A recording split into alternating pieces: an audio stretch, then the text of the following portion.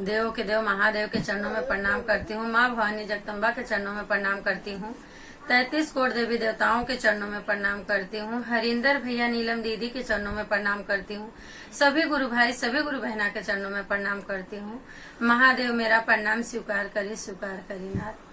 तो गुरु भाई गुरु बहना, मैं एक शिव कथा कहने जा रही हूँ, प्लीज सुनिएगा। पूरा कथा सुनने से ज्ञान होता है, आधी अधूरी कथा सुनने से शिव गुरु का अपमान होता है, इसके लिए प्लीज पूरी कथा सुनिएगा। मेरी कथा है, एक पंडित परिवार की कथा है, तो प्लीज सुनिएगा। एक गांव में एक पंडित जी रहते थे। तो पंडित जी बहुत गरीब थे, पूजा पाठ करते थे तो उनका घर परिवार चलता था। तो पंडिताइन भी शिव की पूजा करती थी, पंडिताइन भी बहुत पुजारन थी। तो कुछ दिन बाद पंडित को एक बहुत सुंदर पुत्र हुआ। तो पुत्र जो हुआ वो पुत्र भी संस्कारी, पूजा पाठ करने वाला पुत्र भी बहुत पूजा करता था। एक दिन पुत्र के मन में आया कि माँ मैं जाऊंगा गंगा जी नहाने। तो पंडिताइन बोली ठीक है बेटा, तुझे गंगा जी नहाने जाना है तो जा। तो पंडिताइन तो जो पंडित जी पूजा पाठ करके लाते थे वही बच्चे जो है खाते थे। तो पंडिताइन बोली ठीक है बेटा जा। तो जब ये जाने लगे तो पंडिताइन जो है बच्चे के लिए रोटी बना के एक पोटला बना के बच्चे को दे दिए। बोले बेटा अपना भूख लगेगी तो खा लेना। तो पंडिताइन के जो बच्चे थे बोले ठीक है। उनके लड़के गए गांव से बाहर जब भी जाने लगे, गांव के बाहर कुछ गए तभी उनको चोर उनके पीछे लग गए। उनकी पोटली देख के, बच्चा पोटली अपने कंधे पे रखा था, पोटली देखा चोर तो पीछे लग गया। और चोर बोला कि जल्दी बता तेरे पिताजी का जो धन है वो धन कहाँ है। तो वो बच्चा बोला, बहुत दुखी मन से बोला कि देखिए हमारे पास कोई धन नहीं है, हमारे पिताजी पूजा पाठ करते हैं, जो सीधा सामान लाते हैं हम लोग वही खा के अपना जीवन व्यतीत करते हैं। तभी वो चोर बोले नहीं ऐसा नहीं है, तेरे पास अगर धन नहीं तो तू किस चीज की पोटली लिया है कंधे पे। तभी वो बालक बोला इसमें तो रूखी सूखी रोटियां मेरी माँ ने बना के दिया है, वही रोटी है मैं लिया हूँ। तो दूसरा जो चोर था वो बोला छोड़ो भाई, इसको बहुत दुखी लग रहा है, इसके पास कुछ है नहीं। तो चोर लोग उसको छोड़ दिए। जब भी चोर छोड़ दिए तो बच्चा आगे जाने लगा। अभी गंगा जी नहाने जाना है, पैदल जा रहा है और पहुंचा नहीं, कुछ दूर और गया।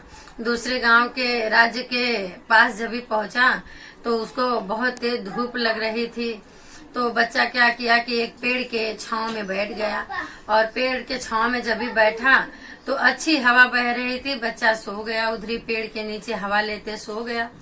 जब भी बच्चा सो गया तभी उसी गांव के जो गांव में बच्चा बैठा था उस गांव के राजा के घर में कुछ चोरी हो गई थी। तो राजा ने सिपाही छोड़े थे चोर को पकड़ने के लिए। अभी सिपाही ढूंढ रहे थे चोर को, चोर कहाँ है। अभी आते आते सोए हुए बच्चे को जब भी देखे तो वो सिपाहियों ने बोला कि यही चोर है। वो बच्चे को सिपाही ने पकड़ लिया, मुझसे कुछ पूछा नहीं, कुछ कहा नहीं और चोर ने पकड़ लिया सिपाही को। जब भी सिपाही को चोर पकड़े तब उसके बाद क्या बोले कि तुम तो चोरी किए हो, चोर हो। तो बोले कि नहीं हम चोरी नहीं किए हैं। बोले नहीं तू चोरी नहीं किया है तो यहाँ छुप के और पोटली में क्या लेके बैठा। तो बच्चा बोला देखो इसमें कुछ है नहीं और आप लोग चोर बोल रहे हो मुझे। तो बोले कि हाँ चलो हमारे राजा के पास। सिपाहियों ने राजा के पास लेके गए। सिपाहियों ने जब भी राजा के पास लेके गए तभी बोले कि राजा ने उनको आदेश दिया कि इस बच्चे को ले जाओ कारागार में बंद कर दो। तो बच्चे को ले गए, वो लोग बंद कर दिए। अभी माँ यहाँ इंतजार में है कि बेटा गया, अभी आया नहीं। तो माता जी का जो पूजा था वो शिव पूजा करती थी। तो माँ ने शिव पूजा करने के लिए प्रदोष समय में, शाम के समय में वो माता जी मंदिर, शिव मंदिर गई थी पूजा करने के लिए। पूजा कर रही थी, बेटे की चिंता लगी हुई थी। बेटा गया था और 2 दिन हुआ बेटा आया नहीं था, तो बेटे की तो चिंता लगी थी। तभी पूजा कर रही है तो भगवान को अपने मन ही सुमिर रही है कि मेरे बेटे गए हैं नहाने के लिए और वो बेटा मेरा जो है आया नहीं। बाबा भोलेनाथ से अपना दुखड़ा बता रही है बेटे का। तब फिर क्या हुआ कि गए माता जी पूजा करके आ गई घर पे। माता जी पूजा करके घर पे आई और बेटा तो कारागार में बंद है। तभी राजा उस रात को सोए जब तो राजा को सपन में आया कि ये लड़का जो है ये तो बहुत दुखी ब्राह्मण पुत्र है और ये चोरी नहीं किया है, तुम इसको चोर समझ के जो बंद किए हो, ये चोरी नहीं किया है और ये ब्राह्मण पुत्र है, इसको छोड़ दो, नहीं आपका राज्य जो है वो नष्ट हो जाएगा। तभी क्या बोले कि राजा की सुबह नींद खुली। राजा ने अपने सिपाहियों से बोला कि बच्चे को कारागार से बाहर लेके आइए, मुझे कुछ पूछना है। राजा सपना देख के भयभीत हुए थे। फिर उसके बाद में जब भी बच्चा को लेके राजा के पास आए तो बच्चा यही बोला, पूछे उससे कि क्या हुआ, तुम कैसे चोरी किए, क्या चुरा के लाए हो, कब चोरी किए। तो बच्चा बोला कि देखो राजा, हम चोर नहीं हैं, हम तो एक बहुत दुखी और बहुत गरीब ब्राह्मण पुत्र हैं, हम चोरी नहीं किए हैं। तभी बोले हमारे पिताजी जब भी पूजा करके जो सीधा लाते हैं वही खा के हम लोग अपना जीवन व्यतीत करते हैं। मैं हूँ, एक मेरी माँ, एक मेरे पिताजी हैं। तो सिपाही से राजा ने इतना बात जब भी सुना बच्चे के मुंह से तो सिपाहियों को राजा ने कहा, ठीक है आप लोग इस बालक के जो है माता पिता को जाइए बुला के लाइए। ये सुन के मुझे बहुत कष्ट हुआ, ये बालक क्या सही बोल रहा है क्या गलत बोल रहा है, अभी माता पिता आएंगे तो पूरा पता चलेगा। और सपने में भयभीत राजा हुए ही थे।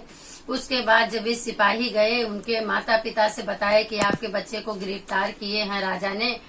तभी माता पिता एकदम भयभीत हो गए, वो लोग भी भाग के आए तो राजा के सामने तो एकदम भयभीत हुए थे। तो राजा ने बोले कि आप डरो नहीं, आपको डरने की जरूरत नहीं है, आपका बेटा निर्दोष है और आपके पास जो धन नहीं है और खाने के लिए नहीं होता है, पूजा करके लाते हैं वही खाते हैं आप।